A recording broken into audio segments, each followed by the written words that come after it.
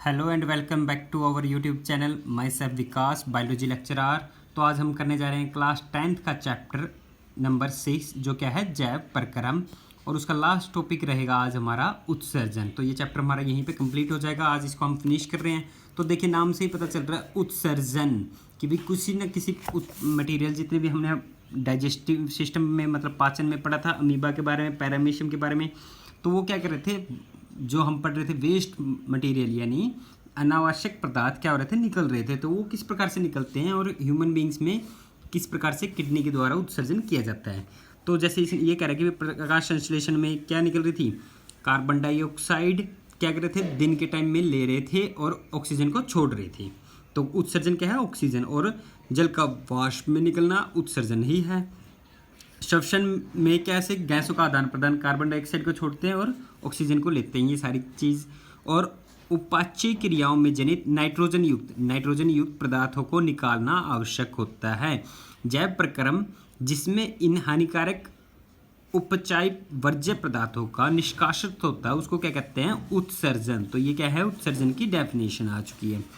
विभिन्न जंतु के लिए विविध युक्तियाँ होती हैं, अलग अलग युक्तियाँ होंगी। बहुत से एक कोश के जीव इन अपशिष्ट पदार्थों को शरीर के सतह से जल से विसरित कर देते हैं, यानी जल के द्वारा निकाल देते हैं।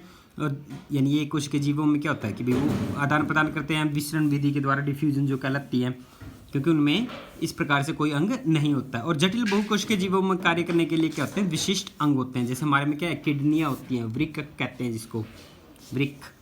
तो मानव में उत्सर्जन करेंगे, तो मानव में उत्सर्जन के लिए क्या होती है, हमारी वृक्क जो किडनी कहते हैं, ठीक है। ये बाईं होगी, ये दाईं होगी, ठीक है। ये धमनी और वृक्क का शीरा, ठीक है। ये शीरा धमनी ये दोनों होगी जो किडनी के साथ अटैच हैं। फिर ये क्या होगी, ये जो लंबी ट्यूब से आ रही है ये क्या कहलाती है, मूत्रवाहिनी। फिर उधर से कहाँ पे मूत्र चला गया, मूत्राशय में, और मूत्र मार्ग से क्या हो गया, निकल गया।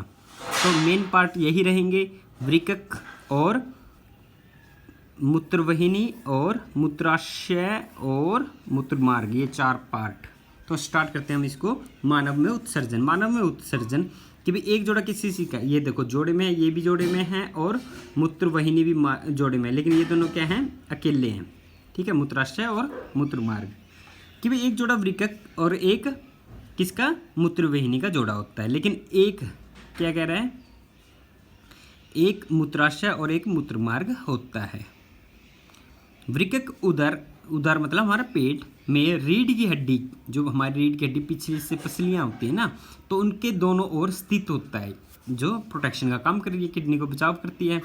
वृक्क में मूत्र बनाने के बाद मूत्रवाहिनी, यानी वृक्क में यहाँ पे क्या बन गया, मूत्र बन गया, और ये किसके द्वारा आएगा, मूत्रवाहिनी, ये जो लंबी ट्यूब सी बनी हुई है, मूत्रवाहिनी से होता हुआ मूत्राशय में आ जाता है। कहाँ पे आ गया, मूत्राशय में। यही होता है यूरिन ब्लैडर, जहाँ पे मूत्र क्या होता है, इकट्ठा होता है। फिर क्या होता है, मूत्र मार्ग से निकल जाता है, तो मूत्राशय में आ जाता है, और तथा यहाँ पे क्या हो जाता है, एकत्रित रहता है। और बाद में क्या होता है, मूत्र मार्ग से यह निकल नहीं, जब तक यह मूत्र मार्ग से नहीं निकल जाता तब तक क्या रहेगा, ये एकत्रित रहेगा।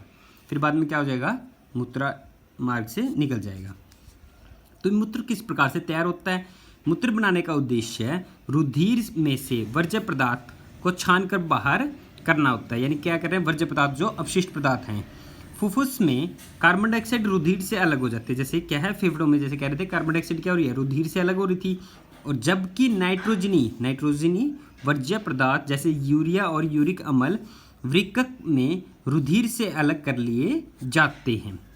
यह कोई आश्चर्य की बात नहीं है कि वृक्क में आधारी निस्यंदन एकाएक फुफ्फुस की तरह ही एक बहुत ही पतली भित्ति वाली रुधिर कोशिकाओं का गुच्छा होता है। इसके अंदर भी क्या होता है, बहुत सारी पतली कोशिकाओं का गुच्छा होता है। और जो वृक्क में प्रत्येक कोशिका गुच्छ एक नली में कप के आकार की क्या है, सिरे के अंदर होती है, और जो क्या करते हैं, नलिका छन्ने हुए मूत्र को एकत्रित करती है। तो प्रत्येक वृक्क में ऐसे अनेक निस्यंदन इकाई होते हैं जो क्या कहलाते हैं, नेफ्रॉन यानी वृक्काणु कहलाते हैं। ये बहुत ही इंपॉर्टेंट क्वेश्चन है एंट्रेंस में भी और क्या होता है एग्जाम के तौर पे भी आ जाता है। देखो तो ये क्या कह रहा है बोमन संपुटन, यानी ये क्या है बोमन कैप्सूल कप जैसा आकृति है, और इधर से कह रही है वृक्क धमनी की एक शाखा आ रही है, और ये क्या है धमनी है, और ये क्या आएगी शिरा। दो चीज़ है यहाँ पे, इधर से क्या आएगी शिरा और इधर से धमनी, और किसके अंदर चले गए हैं बोमन संपुट के अंदर। तो ये क्या कहलाता है कोशिका गुच्छ, यानी इसके अंदर जो है बोमन कैप्सूल के अंदर, यानी इसके अंदर क्या है कोशिकाओं को गुच्छा, ये घूमी हुई है बहुत सारी, तो इसको क्या कहलाते हैं ग्लोमेरुलस।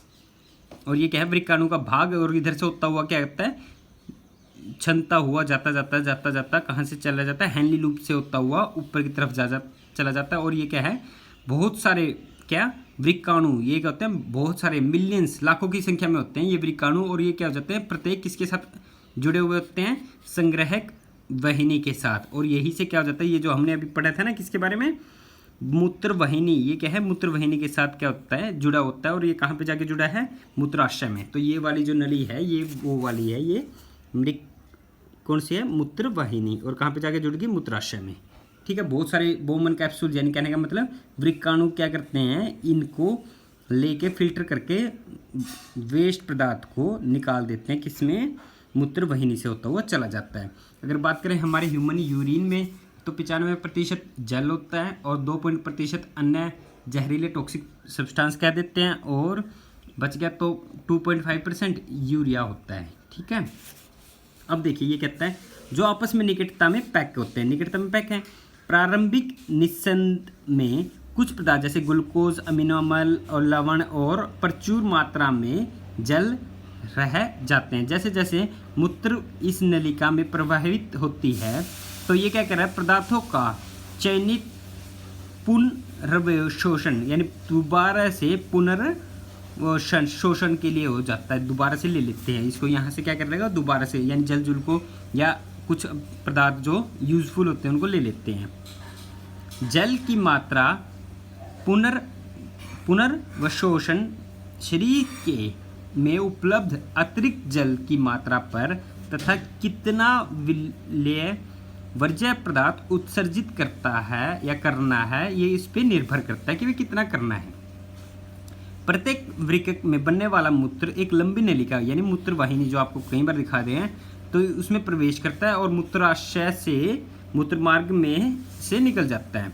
मूत्राशय में मूत्र भंडारित होता है, ये बात मैंने पहले बता चुका हूँ। ये क्या होता है मूत्र मार्ग में मूत्राशय में क्या होता है मूत्र इकट्ठा हो जाता है, फिर ये फैल जाता है जब तक, फिर क्या कर रहा है मूत्राशय में मूत्र भंडारित होता है और ये जब तक कि फैले हुए मूत्राशय का दाब मूत्र मार्ग द्वारा उसे बाहर ना कर दे, जब तक ये बाहर नहीं कर देता मूत्राशय पेशियां होती है, यानी ये क्या करते हैं सिग्नल्स को भेज देते हैं। अतः तंत्रिका कोशिका देखो तंत्रिका नियंत्रण में होता है और ये क्या करेगा सिग्नल भेज देगा और हम क्या करेंगे मूत्राशय से मूत्र को निकाल देते हैं।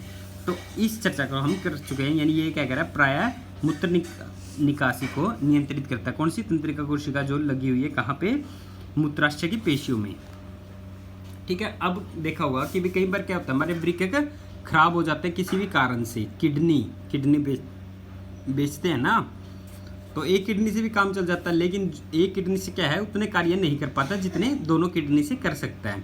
तो देखो कृत्रिम वृक्क यानी कृत्रिम जो मानव निर्मित है उसे क्या क्या देते हैं, दूसरा नाम क्या है अपोहन यानी डायलिसिस कह दो या होम्योडायलिसिस। तो देखिए उत्तरजीविता के लिए वृक्क जैव अंग है, तो उत्तरजीविता हमारे जीवित रहने के लिए क्या है वृक्क जो क्या है महत्वपूर्ण जैव अंग है। कई कारक जैसे संक्रमण हो जाना कि किडनी में संक्रमण यानी वृक्क में संक्रमण होना खराब हो जाती है, जिसके कारण से आघात या वृक्क में सीमित रुधिर यानी यहाँ पे क्या है सीमित रुधिर का चला जाना और वृक्क की क्रियाशीलता को कम कर देते हैं। यह शरीर के विषैले अपशिष्ट पदार्थों का संचित करता है, ये क्या करेगा अपशिष्ट पदार्थों को संचित इकट्ठा हो गया शरीर के अंदर, जिसके कारण से हमारी क्या हो जाती है मृत्यु भी हो सकती है। वृक्क के अप्रक्रिय होने की अवस्था में कृत्रिम वृक्क का उपयोग किया जा सकता है। एक कृत्रिम वृक्क नाइट्रोजनी अपशिष्ट उत्पादों को रुधिर से यानी कैसे डायलिसिस द्वारा निकालने के लिए युक्ति की जाती है। तो देखो ये डायलिसिस में क्या कुछ होता है, तो देखो यहाँ पे क्या कर रहा है एक उपकरण से क्या करे शिरा का मार्ग बना दिया, इधर से क्या कर दिया धमनी को पंप करके भेज रहा है, और ये क्या कर रहा है एक पारगम्य झिल्ली होती है, जो नलियाँ हैं उसमें से क्या होता है, अपोहन विलय से होता हुआ छन के चला जाता है। यहाँ पे देखो बाद में क्या हो गया, अपोहन के बाद का विलयन यानी यूरिया तथा यूरिक एसिड जो होता है यानी अतिरिक्त लवण जो क्या है बच जाते हैं, और इसमें क्या होता है ताज़ा विलय इधर चला जाता है ताकि इसमें से छनता जाए। तो देखिए कृत्रिम वृक्क बहुत सी अर्धपारगम्य आस्तर वाली नलिकाओं से युक्त होता है। ये क्या है, बहुत सारी अर्धपारगम्य वाली नलिकाएं होती हैं। ये नलिकाएं किससे भरी हुई है, अपोहन के ताज़े विलयन से भरी होती है, यानी ये इधर से भेज रहा है अपोहन, नहीं देखो ये भरा हुआ है। तो ये क्या कर रहा है, ये नलिकाएं अपोहन द्रव से भरी हुई टंकियों में लगी होती है। इस द्रव में पार्सरण दाब रुधिर जैसा होता है, जैसे हमारे शरीर के अंदर रुधिर जा रहा है, खून जैसे बह रहा होता है, लेकिन इसमें नाइट्रोजनी अपशिष्ट पदार्थ नहीं होते। एक बात यही है मेन याद रखने की, इसमें क्या होते हैं, नाइट्रोजनी अपशिष्ट पदार्थ नहीं होते। तो रोगी के रुधिर को इन नलिकाओं से प्रभावित करते हैं। इस मार्ग में रुधिर में से अपशिष्ट पदार्थ विसरण द्वारा यानी अपोहन द्रव में आ जाता है। किस में आ जाता है, अपोहन द्रव में आ जाता है, और शुद्धिकृत रुधिर शरीर में, इधर से शुद्धिकृत रुधिर होता हुआ शरीर में क्या हो जाता है, वापस चला जाता है, शरीर में पंपित कर दिया जाता है, और ये वृक्क के कार्य के समान करता है। लेकिन इसमें एक अंतर है, अंतर कौन सा है, इसमें कोई पुनर्शोषण अवशोषण यानी कह रहे थे नहीं होता। यहाँ पे हो रहा था ना इधर से अवशोषण, यहाँ पे ऐसा कुछ नहीं होता क्योंकि ये किडनी आर्टिफिशियल है। प्राय एक स्वस्थ व्यक्ति क्या करता है, प्रतिदिन 180 लीटर प्रारंभिक निस्संद वृक्क में होता है, लेकिन एक दिन में उत्सर्जित मूत्र का आयतन वास्तव में 1 या 2 लीटर, यानी इतना लीटर तो क्या कर रहा है, 180 लीटर जितना फिल्टर कर रहा है, लेकिन 1 से 2 लीटर ही क्या करता है, स्रावित कर देता है, यानी मूत्र को निकालता है, क्योंकि शेष निस्संद शरीर के वृक्क नलिकाओं के द्वारा क्या हो जाता है, अवशोषित अवशोषण हो जाता है, यानी दोबारा से अवशोषित कर लिए जाते हैं। और एक बात और बता देते हैं, गर्मियों में हमारा पसीना ज़्यादा आता है जिसके कारण से यूरिन कम आता है, और सर्दियों में क्या होता है, पसीना नहीं आ पाता जिसके कारण से क्या होता है, यूरिन यानी पेशाब ज़्यादा आता है, क्योंकि पसीने के द्वारा क्या होता है, वाष्प के द्वारा निकल जाता है। लेकिन सर्दियों के टाइम में ऐसा नहीं होता जिसके कारण से हमें बार बार मूत्र करने के लिए जाना पड़ता है। पादपों में किस प्रकार से उत्सर्जन हो रहा है, तो हमें जितने भी टॉपिक पढ़ चुके हैं उनमें थोड़ा थोड़ा चेंज आ रहा था कि भाई कुछ कुछ पदार्थ जो क्या कहते हैं निकालते हैं, तो उसके बारे में 3 नंबर का क्वेश्चन बनता है कई बार हरियाणा बोर्ड के अकॉर्डिंग, तो ये बहुत ही इंपॉर्टेंट बातें हैं। तो पादपों में उत्सर्जन के लिए जंतुओं से बिल्कुल भिन्न युक्तियाँ प्रयुक्त करते हैं, जैसे प्रकाश संश्लेषण में जनित ऑक्सीजन भी अपशिष्ट, यानी प्रकाश संश्लेषण क्रिया में पौधे क्या छोड़ रहे थे, ऑक्सीजन, वो भी क्या है, एक अपशिष्ट उत्पाद कही जा सकती है, यानी वो क्या है, वेस्ट मटेरियल कह सकते हैं, क्योंकि दिन के समय में क्या होता है, पौधे कार्बन डाइऑक्साइड लेते हैं और ऑक्सीजन छोड़ते हैं। तो यहाँ पे क्या हुआ, ऑक्सीजन अपशिष्ट पदार्थ हुआ है। रात के टाइम में क्या होता है, पौधे ऑक्सीजन को लेंगे और कार्बन डाइऑक्साइड को छोड़ेंगे, तो रात के समय में क्या हो गया, कार्बन डाइऑक्साइड अपशिष्ट पदार्थ होता है। कुछ पौधे क्या करते हैं, दिन रात लगातार ऑक्सीजन ही देते रहते हैं, जैसे पीपल हो गया। हम पहले चर्चा कर चुके हैं कि पौधे ऑक्सीजन तथा कार्बन डाइऑक्साइड के साथ कैसे व्यवहार करते हैं। मैंने आपको ये व्यवहार बता दिया कि वे दिन के समय में ऑक्सीजन छोड़ रहे हैं, रात के समय में कार्बन डाइऑक्साइड। वे, और दूसरी बात कर रहे हैं क्या, वे अतिरिक्त जल को, यानी प्रकाश संश्लेषण की रिएक्शन लिखी थी, लास्ट में हमने क्या निकाला था, 6H2O। वो जल किसके रूप में निकलता है, वाष्पोत्सर्जन, यानी जल का वाष्प के रूप में निकलना क्या कहलाता है, वाष्पोत्सर्जन, द्वारा छुटकारा पा सकते हैं। पादपों में बहुत से उत्तक मृत कोशिकाओं के बने होते हैं। मृत कोशिकाएं तभी जाकर उसको सहारा दे रहे हैं, और कुछ पदार्थों, कुछ जगह तक क्या होता है, भोजन को या पोषक तत्वों को, जल खनिज लवण को पहुंचा देने में आसानी होती है। वे अपने कुछ भागों जैसे पत्तियों तथा का भी क्षय कर देते हैं, झाड़ देते हैं पत्तियों को जब उनको आवश्यकता नहीं होती।